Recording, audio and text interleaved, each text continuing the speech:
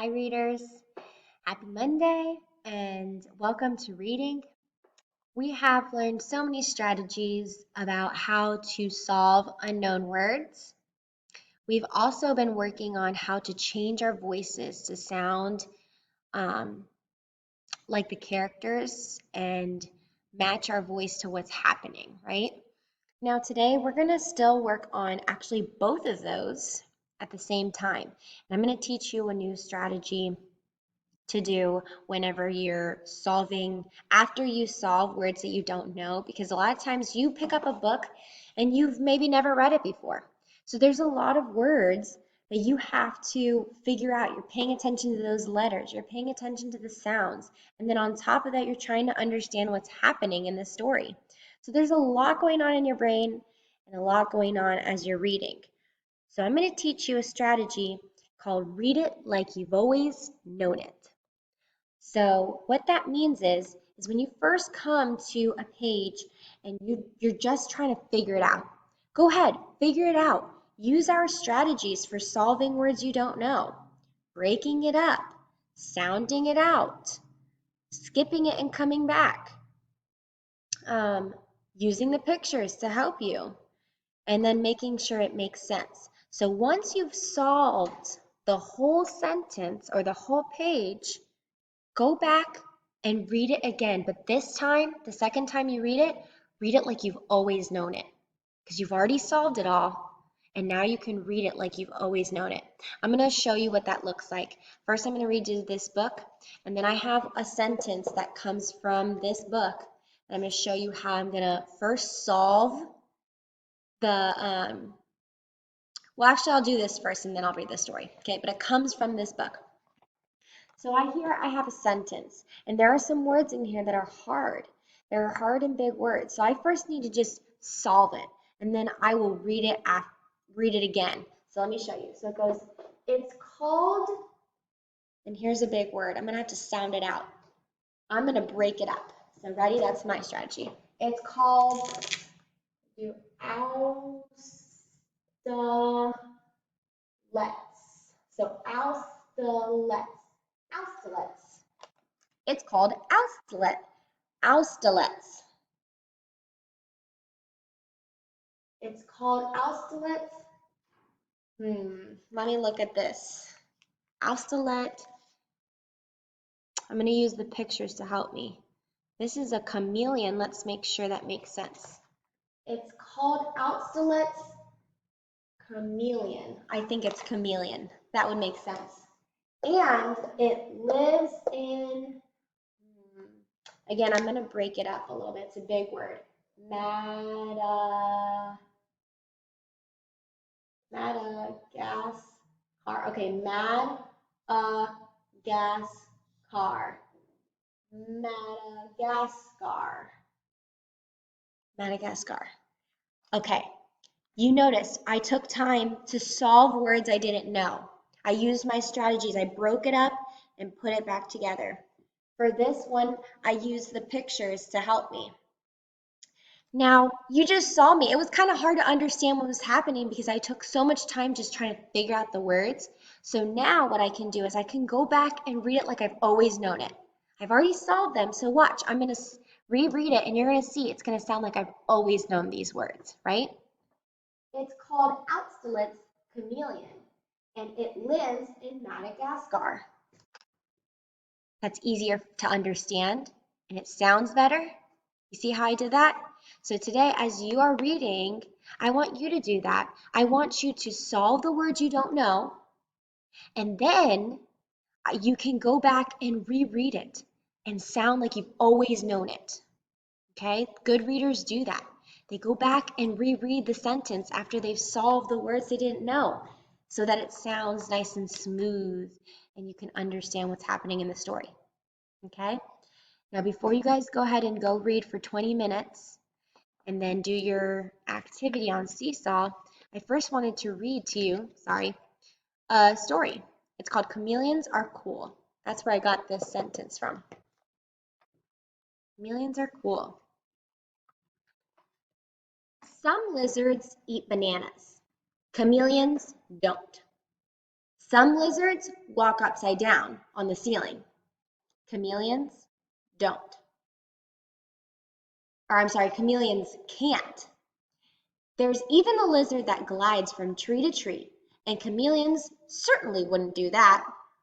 So geckos' toes are as sticky as Velcro. So those are the ones that climb on the ceiling upside down. The flying lizard glides wing-like flaps of skin. So this is the one that flies. Iguanas don't just eat bananas, they love all sorts of fruit. So iguanas are the kinds of lizards that eat fruit or bananas, but not chameleons. But all the different kinds of lizard, I still think chameleons are the best. Chameleons are cool. It's not that they're all that big. The biggest is only about the size of a rather small cat. It's called Outslit's chameleon, and it lives in Madagascar. That's my sentence. Whatever their size, chameleons usually get sick and die if kept as pets. They're much better left in the wild. They can be really, really small though. The smallest one could balance happily on your little finger. It's called the dwarf bruxia, and it lives in Madagascar too. So this is the smallest, and this is the biggest. And I suppose you wouldn't exactly call many of them beautiful. Their skin is wrinkly and bumpy, and they've got big, bulgy eyes, while lots of them have the most ridiculous, let's see what they're going to say, the most ridiculous noses. I think it's their noses I like best. Look at all their different kinds of noses. Their mouths are pretty odd too. They turn down at the corners, which is why chameleons always look grumpy. So if you see how like its smile goes like this, it's almost like, so they look grumpy all the time.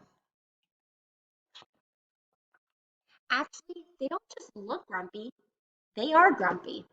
So if two chameleons bump into each other, things get pretty lively. There's lots of puffing and hissing, and sometimes there's a real fight. And that's when chameleons do what they're most famous for. They change color. A chameleon will fight only with the same kind of chameleon as itself. Very interesting. And notice, why did it change colors? Because it was about to fight. Lots of people think chameleons change color to match their surroundings. They don't.